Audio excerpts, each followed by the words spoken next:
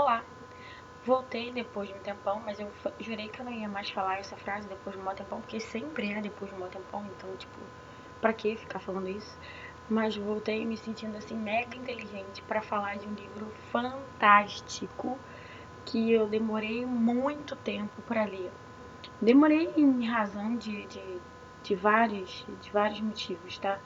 É, e é o ensaio sobre a cegueira do Saramago. Gente, terminei de ler o ensaio sobre a cegueira e eu demorei muito para ler esse livro. Como eu havia falado antes, por vários motivos. Porque eu estava ocupada, porque eu estava trabalhando muito, mas também porque o livro é muito denso, tenso e complexo.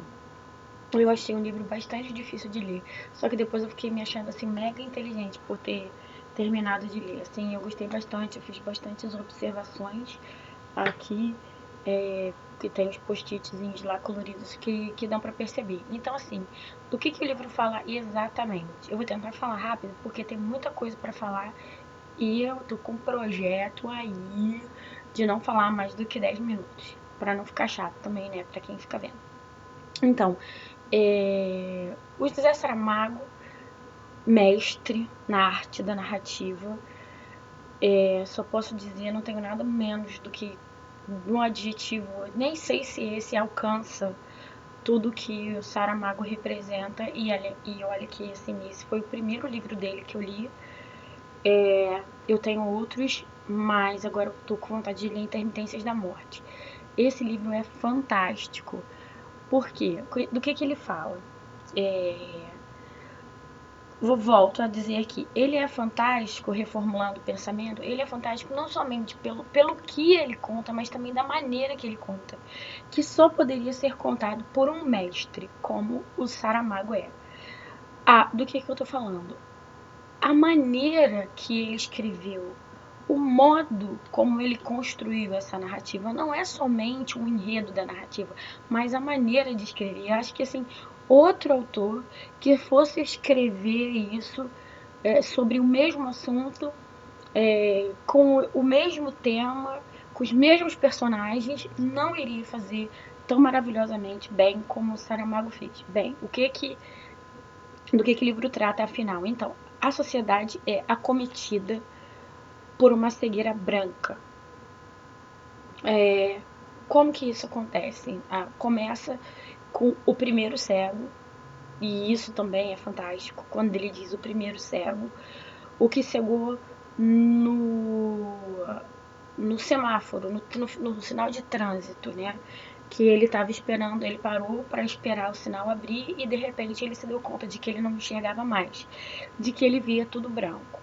E aí ele foi para casa, ajudado por uma outra pessoa, foi para casa e depois que ele foi para casa, esperou a esposa dele chegar e falou para ela que ele tinha cegado. Ela disse que era para eles irem a um oftalmologista. Chegou lá no oftalmologista, havia algumas pessoas na sala de espera. O oftalmologista o atendeu e falou que não tinha nada de errado com os olhos dele. Nisso ele voltou para casa. Quando ele voltou para casa, e aí já fala, o livro passa a falar das outras pessoas que estavam no consultório oftalmológico, que cegaram em seguida. Então, a sociedade chegou à conclusão de que a cegueira era contagiosa. Pegou-se um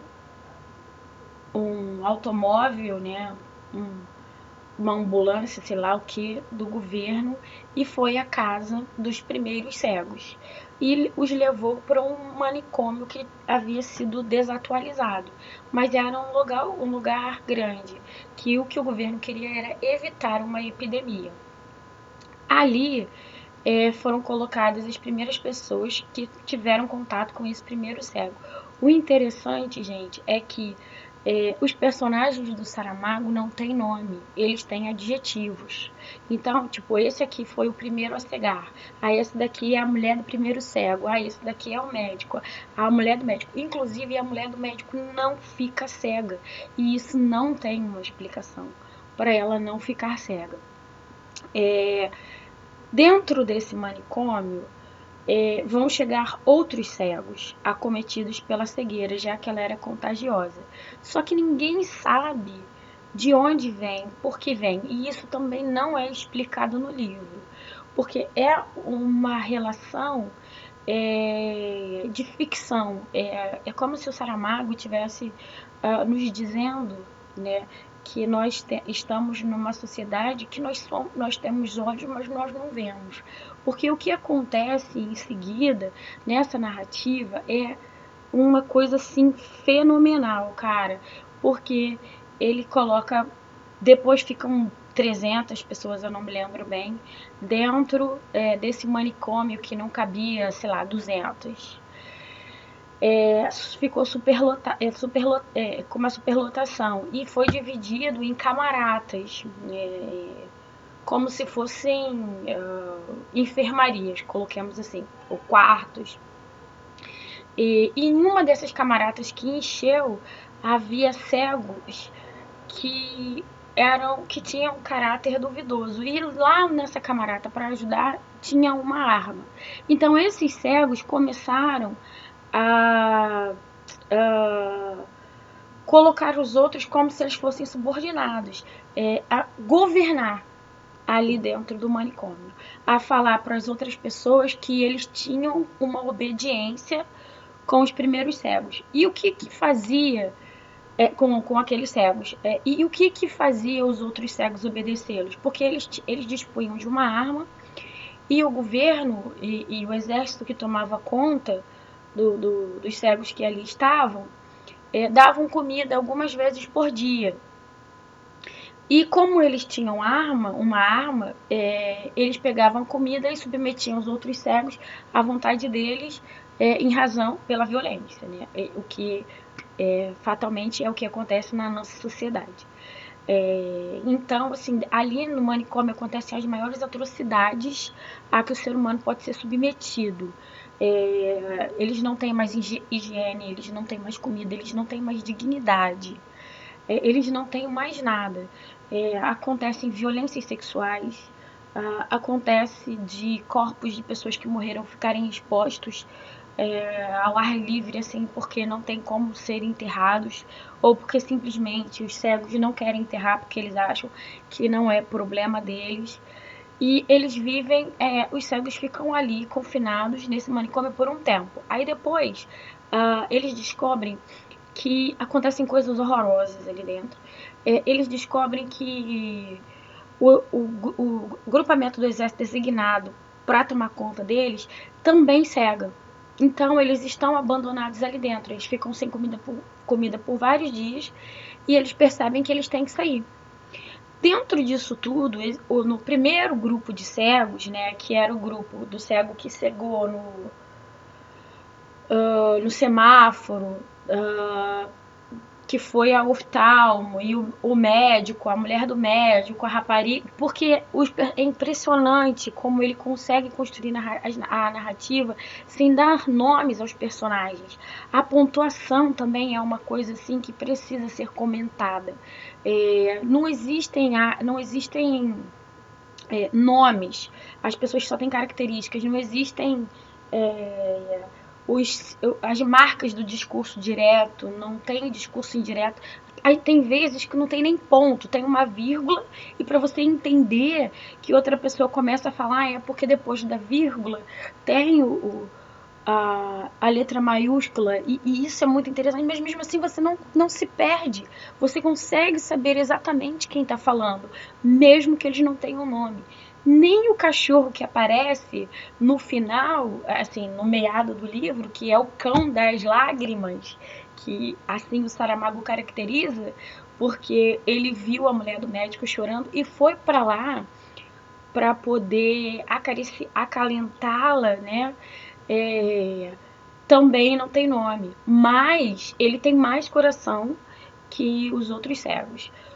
Depois que os cegos saem do manicômio ali daquela quarentena, eles vão procurar as suas casas. E eles descobrem que as suas casas elas foram invadidas por outros cegos que não sabiam voltar para suas casas. Então eles dormiam onde davam. A mulher do médico, que era a única que enxergava e por isso levava, era responsável pela comida e por tudo das pessoas, ela traduzia o mundo para os cegos e ela dizia que ela queria ser cega para não ver o que estava acontecendo, que os corpos dos cegos estavam jogados na rua, havia muita imundície, havia muita sujeira, as pessoas não tomavam banho, não tinha água, não tinha luz. Eles só tomavam banho quando chovia. É, e assim o livro vai passando, o Saramago vai nos mostrando que nós somos cegos. O que ele propõe com o ensaio sobre a cegueira para mim, é dizer para a humanidade que a gente é cego, porque a gente faz tudo que aqueles cegos que não veem fazem. Mas eles têm um motivo para não fazê-lo, que eles são cegos. E a gente que enxerga, como é que faz? Então, assim, o livro ele é pesado, porque várias vezes eu parei de ler para refletir sobre o assunto, que me doía, né? A parte da violência sexual, porque ah, quem tinha mais poder obrigava as mulheres a se submeterem àquilo, ao sexo pela troca da comida, os homens que perdiam a dignidade por ter de deixar de entregar as suas mulheres aos outros e para saber exatamente o que eles fariam com ela, a maneira que acontecia, às vezes me dava assim, eu parava de ler porque eu via que eu possuo essas misérias, eu vivo essa sociedade cega, essa sociedade perdida, que não tem mais salvação. O Saramago não explica, quem vai ler o livro, ele não explica de onde vem a cegueira e nem como ela vai embora, porque no final eles começam novamente a ver. Parece que eles são, sabe, iluminados, abençoados pela dádiva de voltar a ter olhos, e aí se espera que eles tenham outro tipo de comportamento a partir da visão ter sido recobrada. Uma outra cena que, assim, nossa, é fantástico, é quando a mulher do médico, né, que assim ela é caracterizada, ela tá muito cansada, né, e ela acha muitos corpos num armazém onde da primeira vez ela tinha descoberto comida, porque eles precisavam buscar comida, não tinha comida, né, eles precisavam buscar, então, no primeiro armazém que ela conseguiu uma vez comida, ela descobriu lá muitos mortos em decomposição. E ela precisou ser carregada dali. E ao ser carregada dali, ela entrou numa igreja. E muito interessante que eu fiquei pensando também naquilo ali. Ela explica para o marido dela que as imagens na igreja estão todas com uma venda branca nos olhos, exceto uma, porque ele diz, é uma página inteira, tá? Caracterizando todos os santos da igreja que estão com os olhos vendados. E ela diz assim, menos uma, tem só uma santa que não tá com os olhos vendados, porque ela já os tem numa bandeja. Eu acho que essa é Santa Luzia, né? Que quando eu era pequena tinha muita dessas coisas de falar de que a Santa Luzia é Santa dos Olhos, da visão, e aí a Santa Luzia tá lá com os olhos dela na bandeja e por essa razão ela não tem os olhos com uma venda branca, porque as imagens da igreja foram vendadas com pano branco e as pinturas tiveram os olhos pintados com uma tinta branca. Então, assim, é um livro de reflexão, tipo, putz, muita reflexão, muito legal, mas muito difícil de ler, muito denso e muito forte. Algumas coisas você vai parar e pensar assim, meu Deus, eu faço isso. Tem um momento em que ele diz assim, nós somos essa coisa que não tem nome, é isso que nós somos. Essa podridão, né? Essa coisa ruim. Bom, então, assim, não vou contar como o livro acaba, como sempre é uma das minhas características, e deixar o final em aberto, assim, esperando que alguém tenha vontade de lê-lo, tá? Uma coisa muito legal, eu vou fazer book haul dos livros que eu tenho ganhado das crianças, porque eu tenho ganhado muitos livros. Eu preciso me organizar, né? Putz, assim, né? Eu preciso me organizar, porque tem muitas pessoas que fazem, os booktubers fazem book haul dos livros que eles ganham da editora. Eu não ganho livro da editora, né? Porque, tipo assim, eu só tenho. Acho que as editoras nem sabem que eu existo, porque eu só tenho 200 e poucos inscritos. Portanto, se você está vendo esse vídeo, se inscreva, né? Para que eu ganhe livro da editora, porque na final é o objetivo, né? Porque eu quero ganhar mais livros, mais e mais. Esses livros são poucos, os livros que tem no outro quarto são poucos. Eu quero mais, mais, mais. E nesse mais, mais, mais, as crianças têm me dado muito livro. Eu vou fazer um book haul dos livros que eu tenho ganhado das crianças. Alguns estão lá no colégio, vou trazer. Muitos estão lá. Também tem um pessoal que está me dando livro que eu tenho que buscar. E hoje eu fui assistir ao filme X-Men, que eu vou falar. Esse canal não é pra falar de filme, né? Mas eu vou falar porque o canal é meu, eu falo o que eu quiser, né? Então, não gostei do X-Men, não gostei porque não existe X-Men sem Wolverine. E o Wolverine apareceu uma vez só, que era pro povo não quebrar tudo, né? Então, sem Wolverine não dá. Sem Hugh Jackman. Eu não sei se é assim que fala. Mas, né, aquilo tudo ali, aquele Wolverine todo, só apareceu uma vez e foi uma das melhores cenas porque ele arrasa. Enfim. Aí, saindo de lá, né, ganhei do mozinho esta edição do Dorian Gray. Eu estou tão feliz porque eu falei com as crianças durante essa semana do Dorian Gray e eu ganhei essa edição que veio do original, datilografado do Oscar Wilde. Esta edição lindíssima, maravilhosa, sem cortes, ainda tem desenhos. Eu ganhei, eu estou tão feliz que eu ganhei esta edição. Então, é isso, né? Porque 10 minutos já se passaram faz tempo, já tá com 16h56. Eu vou parar de falar, né? Porque eu falo para cacete. Então é isso aí, galera. Obrigado, não me abandonem. Se inscrevam no canal, esperem, por favor. Eu voltarei. Beijos e obrigada.